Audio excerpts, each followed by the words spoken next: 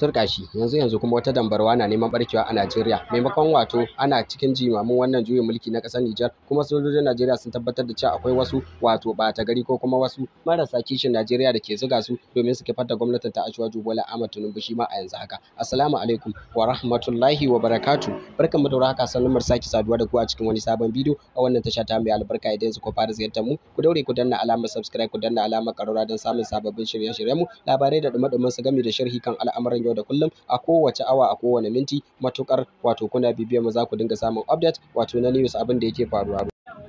Yanzu haka dai sojojin Najeriya sun mai da martani dangane da wasu mutane da suka kira marasa kishi wato masu kokarin zuga su kifar da gwamnatin Ashwaju Bola Ahmad Tinubu a daidai lokacin da wato ake cikin jimamin juyin mulkin kasar Nijar wanda har yanzu ba a samu daidaito ba. A yau ma za a iya cewa sai da tawagan malamai daga Najeriya ta dira kasar ta Nijar domin dai sasantawa da kuma jin ba'asi tsakanin wannan juyin mulki. Juyin mulkin da na Nijar ana ganin juyin mulki ne wanda ya shafi Najeriya da Nijar baki ɗaya da ma arewacin Najeriya. Baya ga waɗannan kasashen Najeriya da Nijar wato juyin mulkin da na Nijar ya shafi kasuwancin arewa gaba daya da ma Afirka da kasashen da suka shafi wato Najeriya da Nijar. Yanzu haka dai za a iya cewa al'amura ma ba su gama daidaita ba a kasar ta Nijar, inda ake ta takun saka tsakanin sojojin Nijar din da kuma kungiyar nan ta ECOWAS wato kungiyar da ke kare ko kuma a ce mai kula da muradun wato kasashen Afirka ta yamma, ma'ana ECOWAS wadda ake kira da Faransanci CEDEAO. Yanzu haka za a iya cewa wannan al'amari ba a ma kawo karshen sa ba, kuma sai ga wannan sabuwar dambarwa mai nuni da cewa wasu mutane wasu ɓata gari har da yanzu sojojin ba su tona asirin wato sunayen waɗanda suke zuga su akan su kifar da gwamnatin Ashwaju ba. Sai dai kuma sojojin sun ce burin waɗannan ɓata garin mutane ba zai cika ba,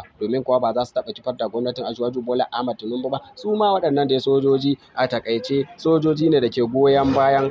Wannan dai shine jawabin da shugaban sojojin Najeriya a yau din nan za a iya cewa ya gabatar dangane da mutanen da ake zargi na zuga waɗannan sojoji domin kifar da gwamnatin Ashwaju Bola Ahmad Tinubu. Wannan dai za a iya cewa wani abu ne wanda kasashen Ingila ba su saba yi ba, ma'ana juyin mulki. An fi samun da juyin mulki a kasashen Faranshi wato kasashe guda 14 da Faransa ta rena, yawanci a cikin su aka fi samun wato kundin balan yin juyin mulki. Allah dai ya kiyaye gaba kuma ya bamu zaman lafiya a Najeriya da Nijar baki ɗaya. Za mu ci gaba da kawo muku cikakken wannan rahoto dangane da abin da ya faru, duk da yake har yanzu dai sojojin ma'ana ba su bayyana asalin waɗanda suke waccan ziga ba da kuma famfancewa